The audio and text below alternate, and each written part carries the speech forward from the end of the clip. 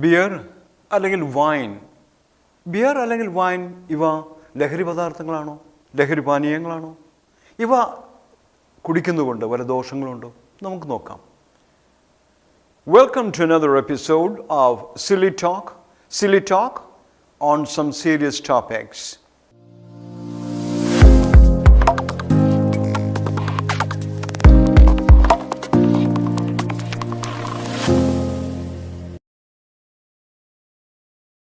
അപ്പോൾ ബിയർ എന്ന് നിങ്ങൾ കേട്ട് കാണും, ഒരു പക്ഷേ ഉപയോഗിച്ചിട്ടുണ്ടോ എന്നറിയില്ല, രുചി നോക്കിയിട്ടുണ്ടോ എന്നറിയില്ല.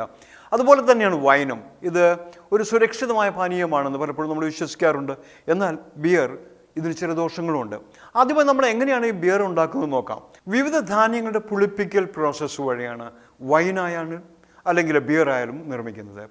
സാധാരണയായി ഇതിനുപയോഗിക്കുന്നത് ബാർലിയാണ്.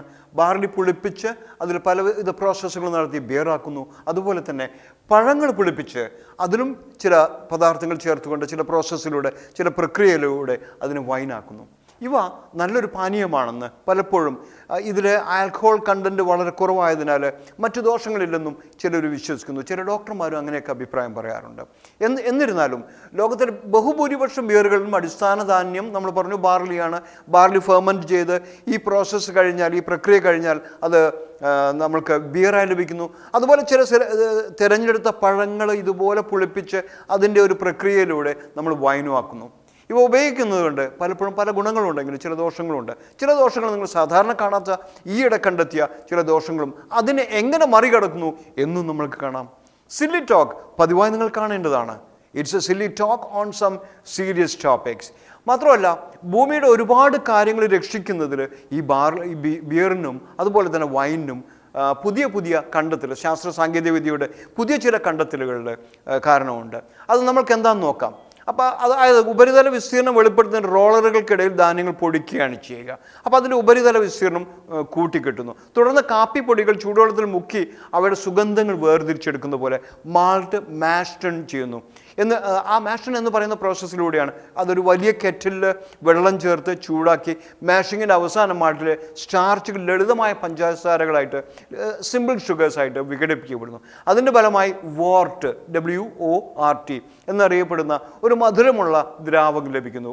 ആ വോർട്ടാണ് പിന്നീട് ഇത് വീണ്ടും പ്രോസസ്സിന് വിധേയമാക്കുന്നത്. മാത്രമല്ല, ഈ ബ്രൂവർ മാൾട്ട് സ്പാർജിങ്, അതായത് ഒരു പ്രക്രിയയുടെ പേരാണ് സ്പാർജിങ്, അത് കഴുകി അതിൽ നിന്ന് അരിച്ചെടുത്ത് അവസാനത്തെ പഞ്ചസാര ലായനിയിലേക്ക് മാറ്റുന്നു. ഫൈനൽ സൊല്യൂഷൻ മാൾട്ട് സൊല്യൂഷനാക്കി മാറ്റുന്നു, ഷുഗർ സൊല്യൂഷനാക്കി മാറ്റുന്നു. ഉപയോഗിച്ച മാൾട്ട് ഇപ്പോൾ ചെലവഴിച്ച ധാന്യം ആണ്. ചെലവഴിച്ച ധാന്യം എന്ന് മലയാളത്തിൽ പറയുമ്പോൾ അതൊരു ടെക്നിക്കൽ ടെർമിനോളജിയാണ്. അതിന് BST എന്ന ചുരുക്കപ്പേരിലാണ് അറിയുന്നത്. BST എന്ന് പറഞ്ഞാൽ ബ്രൂവേഴ്സ് സ്പെൻഡ് ഗ്രെയിൻ എന്നാണ്. അപ്പോൾ ബ്രൂവറികളിൽ സ്പെൻഡ് ഗ്രെയിൻ എന്ന് പറഞ്ഞാൽ അതൊരു വേസ്റ്റ്, അതൊരു ഉപയോഗശൂന്യമായ ഒരു പാഴ്വസ്തുവായിരുന്നു കുറെ കാലം ആയിട്ട് തന്നെ. ഈ പാഴ്വസ്തു കുമിഞ്ഞുകൂടി മലകളായിത്തീരുന്നു. അതായത് കണക്ക് പ്രകാരം 1 ലിറ്റർ ബിയർ അല്ലെങ്കിൽ വൈൻ ഉണ്ടാക്കുമ്പോൾ ഏകദേശം അത്ര കണ്ട്, അതായത് 200 ഗ്രാമോളം ബിയറിൽ നിന്നും ധാന്യങ്ങളുടെ വേസ്റ്റ്, സ്പെൻ ഗ്രെയിൻ കിട്ടുന്നു. ബിയറാണ് പ്രധാനം. അതുപോലെ പഴങ്ങളുടെ ഒരുപാട് വേസ്റ്റ് വൈൻ ഉണ്ടാക്കുമ്പോഴുണ്ടാകുന്നു. ഇതൊക്കെ നമ്മൾ എന്ത് ചെയ്യുന്നു? സാധാരണയായി പണ്ടൊക്കെ ഉപയോഗിച്ചിരുന്നത് ലാൻഡ് ഫില്ലിന് കൊടുക്കുകയാണ് ചെയ്യുക. വലിയ ലാൻഡ് ഫില്ലൊക്കെ ചെയ്യുമ്പോൾ അതിൽ കൊണ്ടുപോയി അടിയിലിടുകയും അതിൻ്റെ മുകളിൽ മണ്ണിടുകയൊക്കെ ചെയ്യുന്നു. പിന്നെ അതിൻ്റെ മുകളിൽ കെട്ടിടങ്ങളൊക്കെ ഉണ്ടാക്കും. പക്ഷേ ഒരുപാട് ദോഷങ്ങൾ ഇതുകൊണ്ടുണ്ട്. പ്രത്യേകിച്ച് മീഥേൻ ഗ്യാസ് കണ്ടമാനം വരികയും അത് അന്തരീക്ഷത്തെ ദുഷിപ്പിക്കുകയും ചെയ്യുന്നു. ഇങ്ങനെ ഒരുപാട് പല ദോഷങ്ങളും അന്തരീക്ഷത്തിനുണ്ടാക്കുന്നതാണ്. മാത്രമല്ല, ഈ കാര്യം കൃഷി ചെയ്യാൻ അനവധി സ്ഥലം ആവശ്യമാണ്. അഗ്രികൾച്ചർ എന്ന് പറഞ്ഞാൽ അറിയാലോ, ഒരു ഇക്കോളജിക്കൽ ഡിസാസ്റ്ററാണ്. മനുഷ്യൻ ഇന്ന് വരെ ഏർപ്പെട്ടിട്ടുള്ള ഏറ്റവും പാപകരമായ ജോലി കൃഷിയാണെന്ന് അഭിപ്രായമുണ്ട്. The most sinful act man has ever engaged in എന്ന് പറയാറുണ്ട്. എന്തായാലും ഇങ്ങനെയുള്ള കൃഷിയിൽ നിന്നും എല്ലാം തന്നെ മനുഷ്യന് ഈ ബിയർ ഉണ്ടാക്കും. 1 ലിറ്റർ ബിയർ ഉണ്ടാക്കുമ്പോൾ 200 ഗ്രാം ധാന്യം വേസ്റ്റ് ആവുന്നു. 1 ലിറ്റർ വൈൻ ഉണ്ടാക്കുമ്പോഴേക്ക് അത്ര കണ്ട് തന്നെ, അതിൽ കൂടുതൽ തന്നെ പഴങ്ങളുടെ മറ്റ് തോടുകളും എല്ലാം വേസ്റ്റ് ആവുന്നു. ഇവ വിവിധ രീതിയിൽ ഉപയോഗിച്ചു. സാധാരണയായി പിന്നീട് കണ്ടെത്തിയത് ഇത് കാലിത്തീറ്റയായി പ്രോസസ്സ് ചെയ്തെടുക്കാവുന്നതാണ്. അപ്പോൾ ബിയറിൽ നിന്നും BST ഉണ്ടാവുന്നു, വേസ്റ്റായിട്ട് ബ്രൂവേഴ്സ് സ്പെൻ ഗ്രെയിൻ എന്നത് പറയുന്നു. ഈ സ്പെൻ ഗ്രെയിൻ ഒരു കാലത്ത് കാലിത്തീറ്റയായി ഉപയോഗിക്കാൻ തുടങ്ങി. അപ്പോൾ കാലികൾക്ക് നന്നായി ഭക്ഷണം കിട്ടുന്നു. അത്രയും പുല്ല് അല്ലെങ്കിൽ മറ്റുള്ള കാര്യങ്ങൾ വളർത്തിയെടുക്കാൻ ഉപയോഗിക്കുന്ന ആ സ്ഥലം മുഴുവൻ നമ്മൾക്ക് സേവ് ചെയ്യാൻ പറ്റുന്നു, രക്ഷിക്കാൻ പറ്റുന്നു. അതുകൊണ്ട് അത് ഇക്കോളജിക്കലി ഒരു ആശാവഹമായ കാര്യം തന്നെയാണ്. എന്നാൽ മനുഷ്യനെ സംബന്ധിച്ചിടത്തോളം ഇതിന് പ്രത്യേകിച്ച് കാര്യമൊന്നുമില്ല. അത് നാക്കാലികൾക്ക് വേണ്ടിയുള്ള ഭക്ഷണമാകുന്നു. മനുഷ്യൻ വളർത്തുന്ന നാക്കാലികൾക്ക് ഭക്ഷണം കൊടുക്കുമ്പോൾ മനുഷ്യന് അത് ഉപകാരപ്രദമാവുമെങ്കിലും മറ്റു രീതിയിൽ കാര്യമൊന്നുമില്ല. ഇപ്പോഴത്തെ ടെക്നോളജി അനുസരിച്ച് ഈ ബ്രൂവേഴ്സ് പെൻ ഗ്രെയിൻ, അതായത് ബാർലിയുടെ ഈ ചണ്ടികൾ എല്ലാം തന്നെ ചേർത്തുകൊണ്ട് ഒരുപാട് മനുഷ്യൻ്റെ ഭക്ഷണങ്ങൾ ഉണ്ടാക്കാമെന്ന് കണ്ടുപിടിച്ചിരിക്കുകയാണ്. പ്രത്യേകിച്ചും barley milk, processed barley milk നമ്മൾക്ക് പാൽ പോലെ തന്നെ ഉപയോഗിക്കാം. സോയ പാൽ പോലെയോ, ഇപ്പോൾ സോയാബീൻ നമ്മൾക്ക് അറിയാം, സോയാബീനിൽ വിവിധ പ്രോഡക്റ്റ്സ് എടുക്കുന്നുണ്ട്, എണ്ണ എടുക്കുന്നുണ്ട്, പാലെടുക്കുന്നുണ്ട്. അതിന് ചണ്ടി ഇപ്പോഴും നമ്മൾക്ക് സോയ ബൈറ്റ്സ് എന്ന് പറഞ്ഞുകൊണ്ട് നമ്മൾ ഉപയോഗിക്കുന്നു. പ്രത്യേകിച്ചും പണ്ടൊക്കെ അത് മീറ്റ് എക്സ്പാൻഡർ ആയിട്ടായിരുന്നു ഉപയോഗിച്ചിരുന്നത്. നോൺ വെജിറ്റേറിയൻ ഭക്ഷണങ്ങൾ ഉണ്ടാക്കുമ്പോൾ അവിടെ ആ മീറ്റിൻ്റെ അളവ് കൂട്ടിക്കാണിക്കാനുള്ള വസ്തുവായിട്ട്. ഇപ്പോഴതല്ല, അതൊരു ശുദ്ധമായ വെജിറ്റേറിയൻ ഭക്ഷണം തന്നെയാണ്. മാത്രമല്ല വെജിറ്റേറിയൻ ആളുകൾക്ക് വേണ്ടത്ര പ്രോട്ടീൻ കിട്ടുന്ന ഒരു ഭക്ഷണം തന്നെയാണെന്ന് കണ്ടെത്തുകയുണ്ടായി.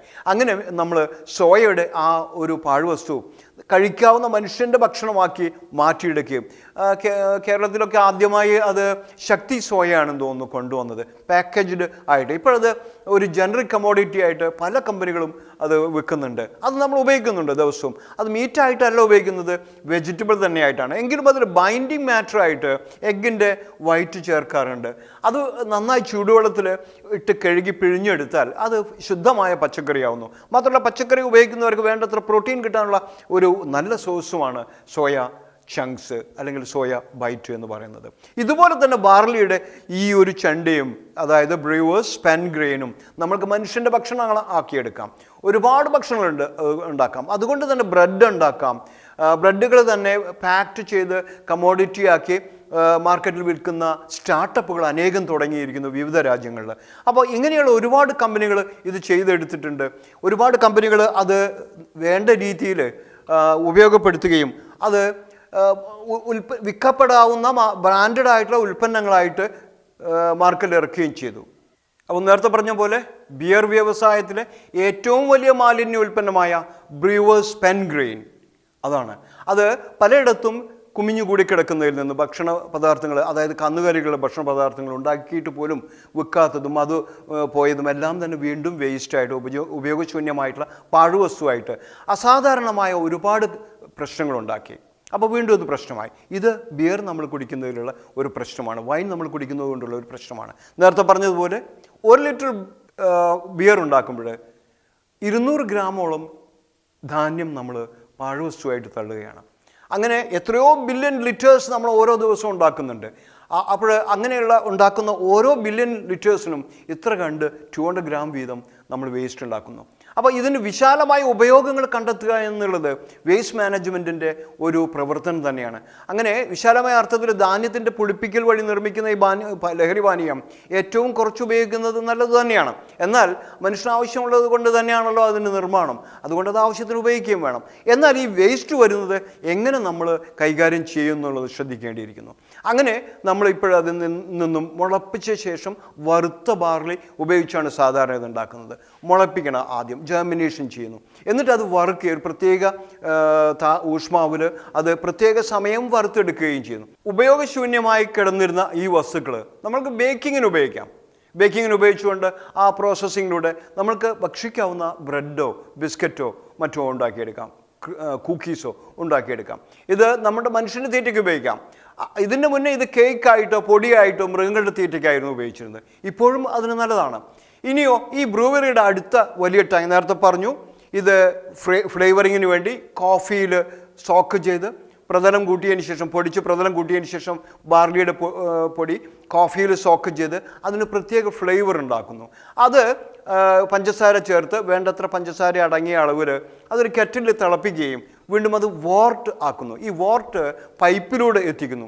ഈ പൈപ്പിലൂടെ വന്ന് സ്റ്റീൽ പൈപ്പിലൂടെ വന്നിട്ട് ഇവിടെ ഹോബ്സ്, അതായത് പച്ച ഗ്രീൻ കോൺ പോലെയുള്ള അതിൻ്റെ പൂക്കൾ ചേർത്തിട്ട് ആ ദ്രാവകത്തോടൊപ്പം ഇത് തിളപ്പിക്കുന്നു. ഇതിന് നല്ല കയ്പും ഒരു പ്രത്യേക സുഗന്ധം ഉണ്ടാവും. അതാണ് ബിയറിൻ്റെ ആ ഗുണം തന്നെ ഉണ്ടാക്കുന്നത്. അങ്ങനെ നന്നായി ഉണ്ടാക്കുന്ന ഈ ഒരു ബിയർ പാനീയം ഉത്സാഹഭരിതമായ ഒരു പാനീയം തന്നെയാണ് എന്ന് പലരും വിശ്വസിക്കുകയും ഉപയോഗിക്കുകയും ചെയ്യുന്നുണ്ട്. കുറഞ്ഞത് ഒരു സ്വർണ്ണ നിറം വരുന്ന ആ ഒരു പ്രായത്തിൽ ഇത് വളരെ നല്ല ബിയർ തന്നെയാണ്. എന്നാൽ വീണ്ടും പറഞ്ഞ പോലെ ഒരു പൈൻ്റ് ഉൽപ്പാദനത്തിന് തന്നെ അനേകം ധാന്യങ്ങളുടെ വേസ്റ്റായിട്ട് ഉപയോഗശൂന്യമായ ഭാഗം നമ്മൾ വീണ്ടും മാനേജ്. ഇതാണ് ഇതിൻ്റെ പ്രധാന പ്രശ്നങ്ങളൊന്ന്. പലപ്പോഴും നമ്മളത് ഉപയോഗിക്കാൻ വിവിധ രീതിയിൽ ഉപയോഗിച്ചെങ്കിലും എപ്പോഴും അതൊരു വേസ്റ്റിൻ്റെ പ്രശ്നം തന്നെയായിരുന്നു. ഇത് കുന്നുപോലെ കൂടിക്കിടക്കുന്ന അനവധി കമ്പനികളുണ്ട്. അപ്പോൾ ബിയർ ഉണ്ടാക്കുന്നതിലുള്ള ഏറ്റവും വലിയ മാലിന്യ വസ്തുവായിട്ട് കുമിഞ്ഞു കൂടുന്ന ഈ വസ്തുവിനെ നമ്മൾ പറയുന്നത് ബ്രൂവേഴ്സ് സ്പെൻഡ് ഗ്രെയിൻ എന്ന് തന്നെയാണ്. നനഞ്ഞ ഒട്ടിപ്പിടിച്ച ആ ഒരു ധാന്യങ്ങളുടെ പാഴ് ചണ്ടികൾ ഒരു പക്ഷേ നമ്മൾ ഒരിക്കലും സങ്കല്പിച്ചിട്ടുണ്ടായിരിക്കില്ല. ബ്രൂവറുടെ ഉപയോഗിച്ച ധാന്യം, അതായത് BSC, അതിൽ ധാരാളം പ്രോട്ടീൻ ഉണ്ട്. ഈ പ്രോട്ടീൻ വേർതിരിച്ചെടുക്കാനുള്ള ടെക്നോളജി നമ്മൾ കണ്ടെത്തിയിട്ടുണ്ട്. അപ്പോൾ ഒരു ലിറ്റർ ബിയറിന് ഏകദേശം 200 ഗ്രാം വേസ്റ്റിൽ നിന്ന് നമുക്ക് ഏകദേശം 100-ലധികം മില്ലിഗ്രാം പ്രോട്ടീൻ ഉൽപ്പാദിപ്പിച്ചെടുക്കാൻ സാധിക്കും. ആഗോളതലത്തിൽ ഓരോ വർഷം ഏകദേശം 37 ദശലക്ഷം ടണ്ണാണ് ഓരോ മണിക്കൂറും ഉൽപ്പാദിപ്പിക്കുന്ന ബിയറിൻ്റെ അളവ്. അപ്പോൾ എത്ര കണ്ടുണ്ട് ഈ വേസ്റ്റിൻ്റെ അളവ് നമുക്ക് ഊഹിക്കാവുന്നുള്ളൂ. ഇതിൽ നിന്ന് പ്രോട്ടീൻ വേർതിരിച്ചെടുക്കുമ്പോൾ അത് പ്ലാന്റ് പ്രോട്ടീൻ ആവുന്നു. പ്ലാന്റ് പ്രോട്ടീൻ ജന്തുജന്യ പ്രോട്ടീൻ മാംസത്തേക്കാൾ വളരെയധികം സുരക്ഷിതവും നല്ല ഫലവത്തുമാണ്. അതുകൊണ്ട് ഏറ്റവും കൂടുതൽ ഈ ഏകദേശം ബിയറിൽ നിന്ന് കിട്ടുന്ന ഈ ഒരു പ്രോട്ടീൻ കൊണ്ട് തന്നെ മനുഷ്യർക്ക്, പ്രത്യേകിച്ചും വെജിറ്റേറിയൻ വീഗാൻ പ്രോട്ടീൻ ഈ വീഗാൻ ആളുകൾക്ക് വളരെയധികം ഇഷ്ടപ്പെടുന്നതും അതിന് നല്ല വില മാർക്കറ്റിൽ ലഭിക്കുന്നതുമാണ്. അങ്ങനെ ഈ പുറന്തള്ളപ്പെടുന്ന, എങ്ങനെയാണ് നമ്മൾ മാനേജ് ചെയ്യാൻ അറിയാതെ ഇരുന്നിരുന്ന ഈ വേസ്റ്റ് നമ്മൾ വീണ്ടും ഈസ്റ്റ് ചേർത്ത് പല ഉൽപ്പന്നങ്ങളാക്കി എടുക്കുന്നു. വീണ്ടും പുളിപ്പിക്കാം. അങ്ങനെയുള്ള പിന്നെ പഞ്ചസാര ആഗിരണം ചെയ്തുകൊണ്ട് ഇതിൽ നിന്ന് നമ്മൾ ആൽക്കഹോൾ ഉണ്ടാക്കുന്നു. ഈ ആൽക്കഹോളിന് കാർബൺ ഡൈ ഓക്സൈഡ് എന്നിവ പുറത്തുവിടുകയും ചെയ്യുന്നു. കുറച്ച് സമയത്തിന് ശേഷം അത് ഭക്ഷിക്കാവുന്ന രീതിയിൽ വീണ്ടും ആയിത്തീരുന്നു. അങ്ങനെ ആൽക്കഹോൾ അന്തരീക്ഷം പ്രതികൂലമായി തീരുകയും ചെയ്യുന്നതിന് നമ്മൾ അതിൻ്റെ ഒരു അവസ്ഥയെ ഈസ്റ്റ് ചേർത്ത് മന്ദഗതിയിലാക്കുകയോ അല്ലെങ്കിൽ തൽക്കാലം സസ്പെൻഡ് ചെയ്യുകയോ ചെയ്യുന്നു. അങ്ങനെ അഴുകൽ പൂർത്തിയായ ശേഷമാണ് നല്ല കണ്ടീഷൻഡ് ആയിട്ടുള്ള ബിയർ ആവുന്നത്. ആ ബിയർ വീണ്ടും ടാങ്കുകളിലേക്ക് മാറ്റുമ്പോഴാണ് ഈ വേസ്റ്റ് മറ്റൊരു ടാങ്കിലേക്ക് വരുന്നത്. അപ്പോൾ അതിൻ്റെ അളവ് അനുസരിച്ച് ദിവസങ്ങൾ, ആഴ്ചകൾ അല്ലെങ്കിൽ വർഷങ്ങൾ വരെ എടുക്കും ഇത് ഓരോന്നും. അങ്ങനെ വർഷങ്ങളായി കിടക്കുന്ന ഈ മാലിന്യങ്ങൾ നമ്മൾ ഒരു പ്രശ്നമായി കണ്ടിരുന്നത് ഇപ്പോൾ വീണ്ടും അത് ആധുനിക ശാസ്ത്രത്തിൻ്റെ ഒരു സാങ്കേതിക വിദ്യയുടെ സഹായം കൊണ്ട് മനുഷ്യ ഭക്ഷണം തന്നെ ആക്കി മാറ്റുകയാണ്. അതും പ്രത്യേകിച്ച് കൂടുതൽ വർദ്ധിത മൂല്യമുള്ള ഉൽപ്പന്നങ്ങളാക്കി എടുക്കുന്നു. അങ്ങനെ ബേക്ക് ചെയ്ത് ഒരുപാട് ഉൽപ്പന്നങ്ങൾ ഉണ്ടാക്കാം. വീഗൻ ബാർലി പാൽ എന്ന് പറയുമ്പോൾ അത് ഏറ്റവും സമ്പുഷ്ടമായ ഒരു പാനീയമാണ്.